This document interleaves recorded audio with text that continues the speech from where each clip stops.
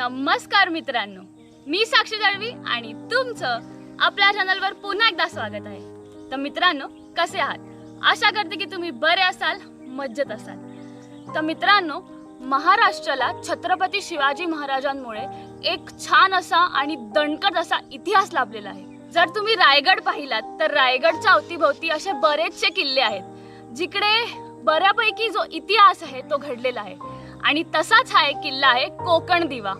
आणि कोकण दिव्याला झालेली एक ऐतिहासिक लढाई आहे ती खरं तर तुम्ही या व्हिडिओमध्ये जाणून घ्यालच। वरून मी तुम्हाला हे देखील सांगेन की या किल्ल्याला तुम्हाला पोचायचं कसं आहे, हा किल्ला कुठे आहे आणि हा किल्ला जर तुम्ही ट्रेकिंग करत असाल तर कसा असणार आहे। तर व्हिडिओ शेवटपर्यंत नक्की पहा।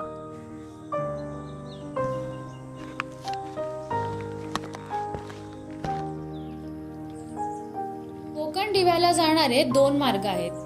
एक आहे कोकणातून आणि एक आहे पुण्यातून। मुंबई ते सांदोशी हे महाड पाचाड मार्गे अंदाजे 200 किलोमीटर आहे आणि महाड ते सांदोशी हे 30 किलोमीटर आहे। पण तुमची स्वतःची खाजगी गाडी करून जाणार असाल तर माणगाववरून सावरट मार्गे सुद्धा जाऊ शकता। त्यामुळे अंदाजे 30 ते 35 किलोमीटर अंतर वाचेल। आणि पुण्याहून जर तुम्ही येत असाल तर घोळला येऊ शकता, ज्याचे अंतर पुण्यापासून 70 किलोमीटर आहे।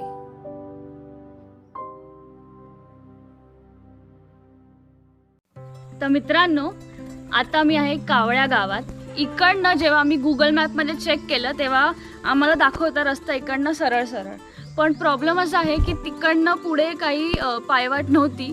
तर आम्ही परत मागे येऊन गावात विचारलं तर त्यांनी सांगितलं की रस्ता जो आहे तो असा इकडनं जातो।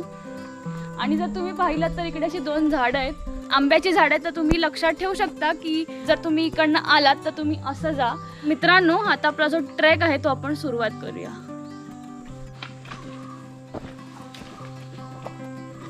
त्याने मला म्हणत घेऊन जाते 5-6 जण होतं, तर म्हणलं नाही माझी गुरं अशी जावं लागते।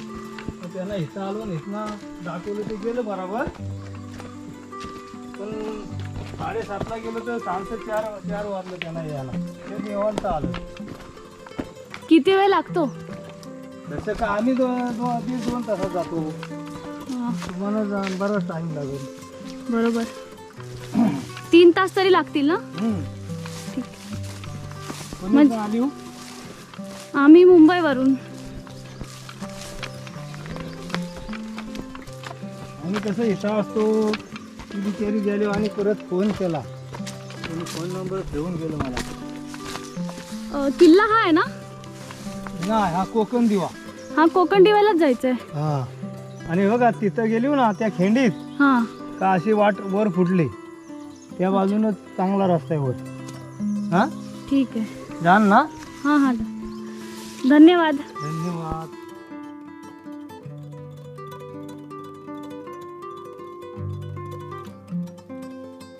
तर मित्रांनो, तुम्ही माझ्या मागे पाहू शकता ही अशी ट्रेल आलेली आहे। तर ही ट्रेल थोडीशी कन्फ्युजिंग आहे, कारण जी पाऊलवाट आहे ती बऱ्यापैकी ह्या वेळेला झाडी वाढलेली असल्यामुळे थोडासा रस्ता समजत नाही। पण जो ट्रेल आहे तो जर तुम्ही थोडंसं पुढे जाऊन पाहिलात तर तुम्हाला समजून जाईल की रस्ता कुठे आहे। आता इकडनं जी खिंड आहे तिकडे जायचं आहे, कारण की तिकडनंच जो किल्ल्याकडे जायचा जो मेन रूट आहे तो तसा वर जातो। छत्रपती शिवाजी महाराजांनी स्वराज्य निर्माण केलं। वयाच्या 52व्या वर्षी त्यांचं निधन झालं। त्यांच्या मृत्यूनंतर त्यांचे पुत्र संभाजीराजे राजा झाले।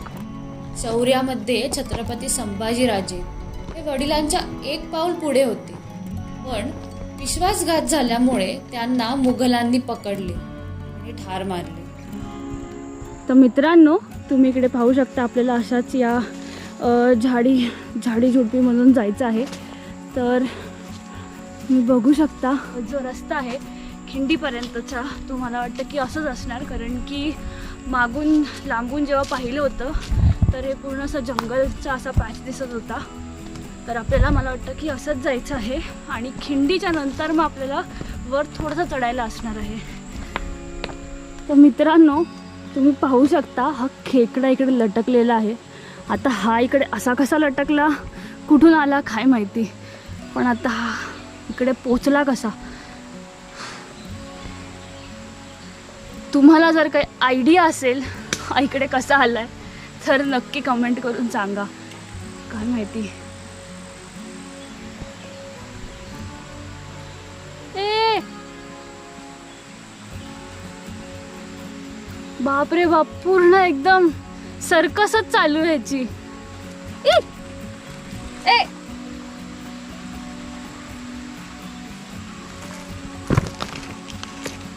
चालता चालता पाण्याच्या स्ट्रीमचा आवाज येत होता. खरं तर खूप गरम होतं आहे, ऑक्टोबर हीट असल्यामुळे, पण नशीब बाजूला पाण्याची स्ट्रीम सापडली. जरा स्ट्रीमच्या इकडे जवळ जाते आणि जरा फ्रेश होते, बिकॉज खूप जास्त घाम येतोय. थोडासा रस्ता असा आहे, बट मला वाटतं काटे आहेत त्याच्यामुळे थोडीशी भीती वाटते, पण फायनली बाहेर आली तिकडनं. तर मित्रांनो, तुम्ही पाहू शकता ही अशी इकडे स्ट्रीम आहे. इकडे थोडीशी फ्रेश होते आणि पुढचा जो ट्रेक आहे तो चालू करते.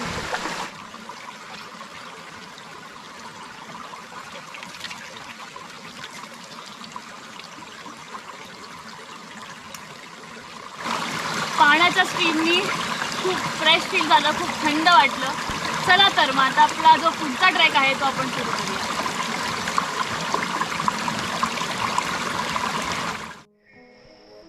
11 मार्च 1689 रोजी तुळापूर गावात छत्रपती संभाजीराजांनी अखेरचा श्वास घेतला.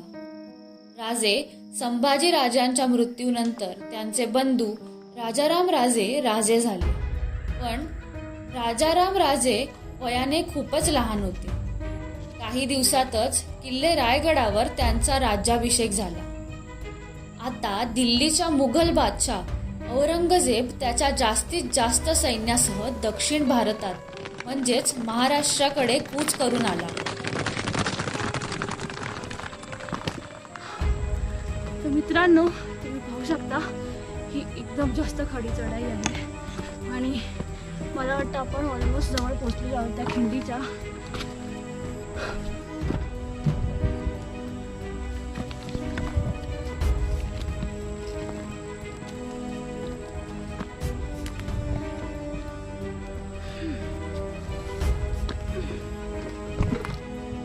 फायनली त्या खडा चढाईवरनं इकडे पोचल्यानंतर मग हा एक पठार लागतो आणि हीच खरं तर ती खिंड आहे. आपल्याला जायचं आहे या साईडला, इकडनं आपण चढत आलो. आणि जर तुम्ही माझ्या मागे पाहिलं तर आपल्याला हा कोकण दिवा किल्ला दिसतो आहे आणि आपल्याला जायचं आहे तिकडच्या टोकावर.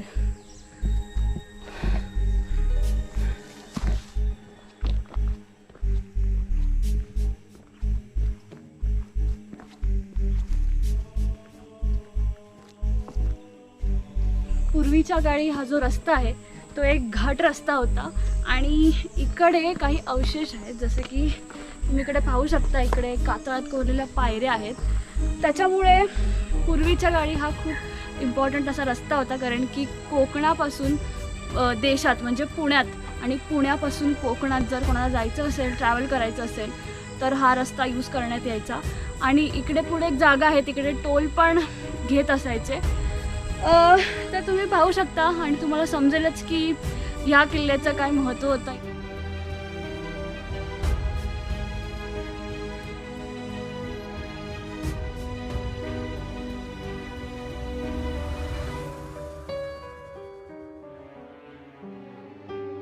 मित्रांनो, तुम्ही हा रस्ता पाहू शकता. आजूबाजूला पूर्ण अशी झाडं वाढलेली आहेत आणि इकडनंच आपल्याला जायचं आहे. मी आता जो रस्त्यातून आली तो रस्ता आहे कावळ्याकडून.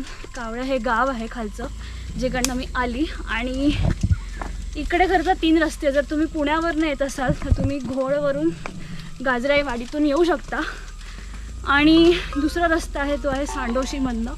तो पण एक रस्ता आहे किल्ल्यापर्यंत जायचा. आणि सगळे जे रस्ते आहेत ते एका पॉईंटला येऊन मिळतात. तर मी तुम्हाला पुढे तो पॉईंट दाखवीनच. तर मित्रांनो, इथवर पोहोचल्यानंतर मग आपल्याला असे 2 रस्ते पाहायला मिळतात, एक राईट साईडला आणि एक लेफ्ट साईडला. खरं तर इकडे एक बोर्ड लावलेला आहे,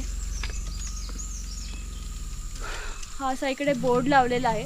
तर तुम्ही जर इकडे याल तर जर इकडे गेलात म्हणजे राईट साईडला तर तुम्हाला गारजाईवाडी आहे, ते गाव आहे जिकडनं अजून एक ट्रेक म्हणजे ह्या किल्ल्याचा दुसरा जो रस्ता आहे तो आहे इकडनं, म्हणजे पुण्यातून हा रस्ता येतो आणि इकडनं आपल्याला जायचं आहे असं इकडनं वर.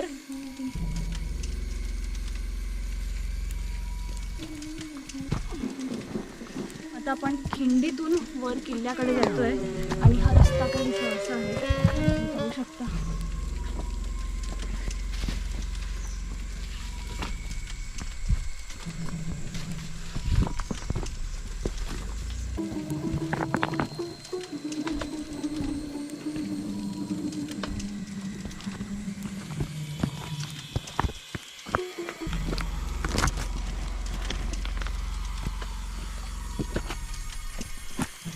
फायनली किल्ल्याच्या एकदम जवळ येऊन पोचलेलो आहोत. हा जो रस्ता होता तो एकदम खडी चढाई होती, फुल ऑन रॉकी पॅच होता, त्याच्यामुळे तुम्ही हालत तर बघूच शकता. आता इकडे एक बोर्ड लावलेला आहे. तर मित्रांनो, तुम्ही हा बोर्ड पाहू शकता. तुम्ही इकडे पाहू शकता आपण इकडनं आलो सावरटवरून, आणि जर तुम्ही महाड किंवा कोकणातून येत असाल तर तुम्ही सावरट किंवा सांदोशी ह्या 2 मार्गाने येऊ शकता कोकण दिव्याकडे. आणि सध्या तरी आपण आहोत इकडे तालदेव, इकडनं किल्ल्याला जायचा असा रस्ता आहे. आणि जर तुम्हाला पुण्यातून यायचं असेल तर तुम्ही पुण्यातून पण येऊ शकता घोडमार्गे, आणि इकडनं तुम्हाला हे गाव लागेल गारजाईवाडी, आणि इकडनं तुम्ही ह्या पॉईंटला येऊन म्हणजे तुम्ही जर कोकणातून आलात किंवा पुण्यातून आलात तुम्ही ह्या पॉईंटला येऊन मिळता, आणि इकडनं वर आहे तो आहे कोकण दिवा. आता आपण फटाफट इकडनं निघूया, कारण की दुपारचा 1 वाजलेला आहे आणि आपल्याला वर जाऊन पूर्ण खालीसुद्धा यायचं आहे, त्याच्यामुळे आपण इकडनं फटकन निघूया. जिकडे आपल्याला बोर्ड लागला होता त्या बोर्डपासून 10 मिनटं लागली इकडे पोचायला, आणि इकडे पाहिलं तर हा किल्ला आपल्याला पाहायला मिळतोय. आणि कॅमेरा ते दिसणार नाही कदाचित, पण तिकडे जो ध्वजस्तंभ आहे तो सुद्धा इकडनं पाहायला मिळतोय. सो मला असं वाटतं की अजून 20-30 मिनिटांनी आपण किल्ल्यावर असू.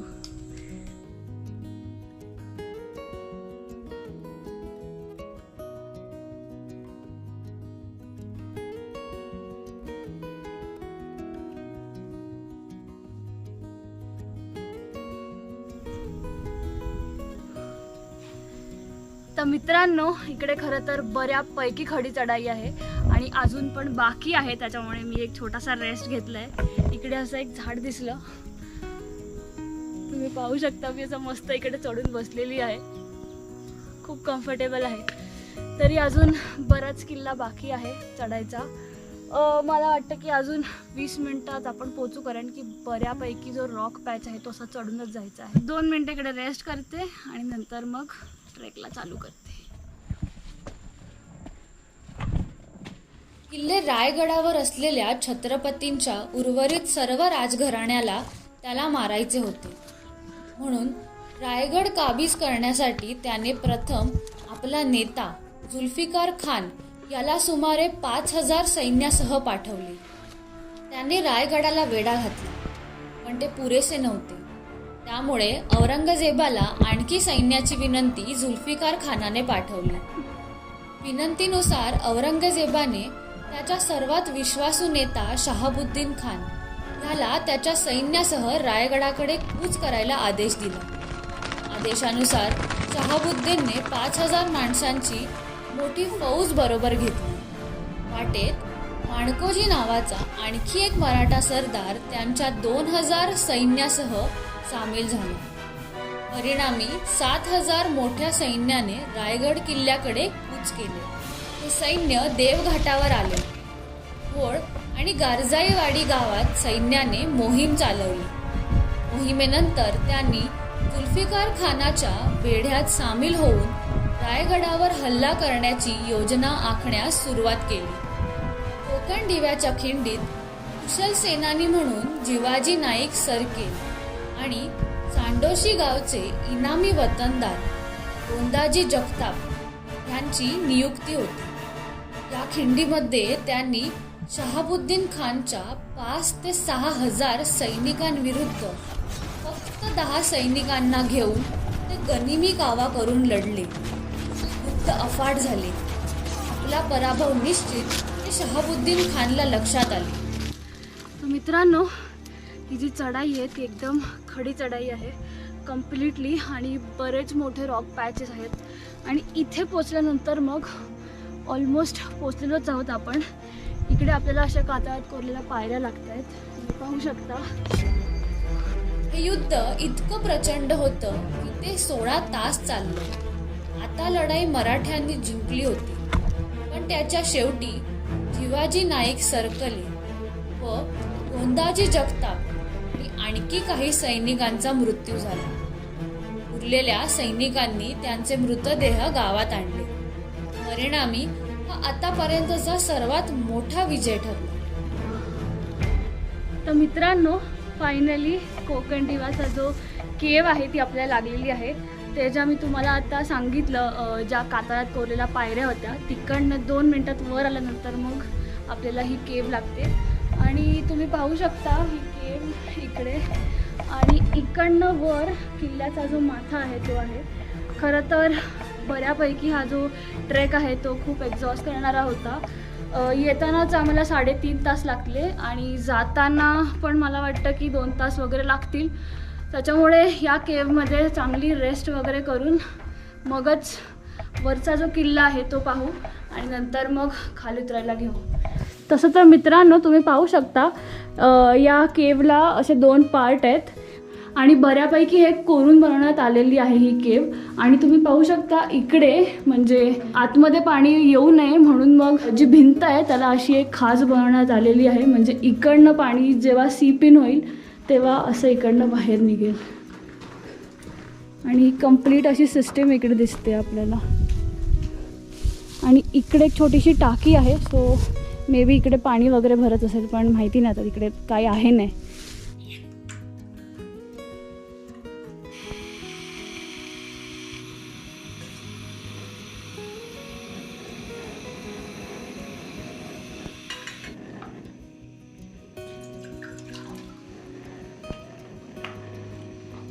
तर मित्रांनो, आपली मॅगी आहे ती बनते आहे खरं तर.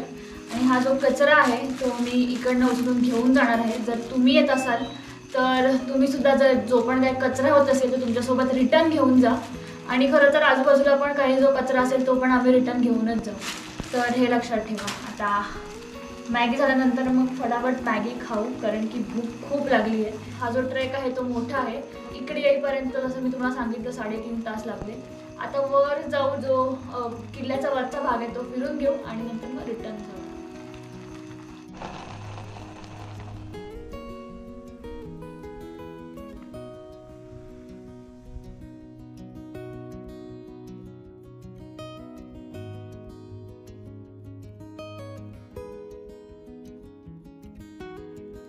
या केवच्या बाजूलाच जर तुम्ही पाहिलं तर हा असा रस्ता आहे आणि इकडनं ही पाण्याची टाकी आहे,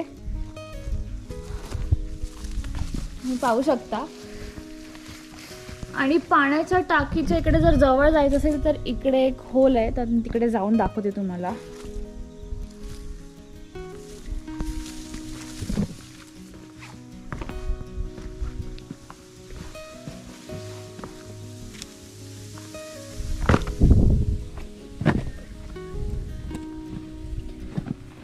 तरी अशी जागा आहे, तुम्ही इकडनं पाणी घेऊ शकता. हे वरचं पाणी जर साईडला केलं तर खालचं पाणी बऱ्यापैकी क्लीन आहे, सो तुम्ही हे पाणी प्यायला वापरू शकता.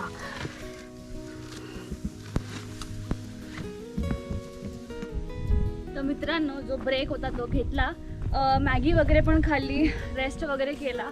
आणि आत्ता जसं मी तुम्हाला सांगितलं होतं की आता मी वर चालली आहे किल्ल्यावर.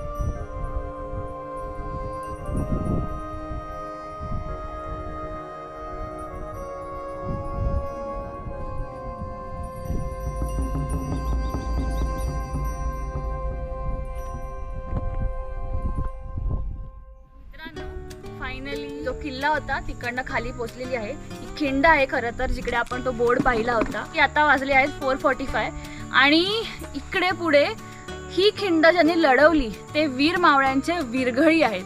तर मला खरं तर ते पाहायचे होते आणि तुम्हाला देखील दाखवायचे होते, त्याच्यामुळे मी इकडनं फटाफट निघते, जेणेकरून मी तिकडे बरोबर टाईमवर पोचीन आणि तुम्हाला ते दाखवू शकेन आणि मी स्वतः पण बघू शकेन.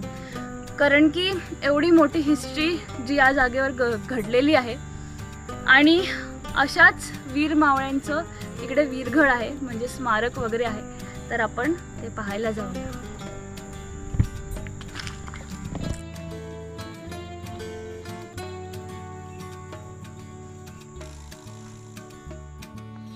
तर मित्रांनो, जसं की मी तुम्हाला सांगितलं होतं, तुम्ही माझ्या मागे पाहू शकता, हा रायगड आहे आणि रायगडच्या एकदम समोरच तुम्हाला हा कोकणदिवा किल्ला पाहायला मिळतोय, जो रायगड पासून कोकणदिवा जर हा डिस्टन्स जर आपण मोजला तर हा 6 to 7 किलोमीटर जातो. आणि मी त्या जागेवर आहे जिकडे कोकणदिव्याचं जे रक्षण केलं आपल्या मावळ्यांनी, ज्यांना वीर मरण आलं, त्यांच्या वीरघळी इकडे आहेत. तर आता आपण वीरघळींकडे जाऊया, मी तुम्हाला त्या वीरघळी दाखवते. आशा करते की हा व्हिडिओ तुम्हाला आवडला असेल. तुमची काय प्रतिक्रिया आहे हे कमेंट करून नक्की सांगा. आणि जर आवडला असेल तर लाईक करा, शेअर करा आणि असेच गड किल्ले आणि पर्यटन स्थळे पाहण्यासाठी चॅनलला नक्की सबस्क्राईब करा. बेल आयकन प्रेस करा, म्हणजे चॅनलचे जे पुढचे अपडेट्स आहेत तुम्हाला येतील.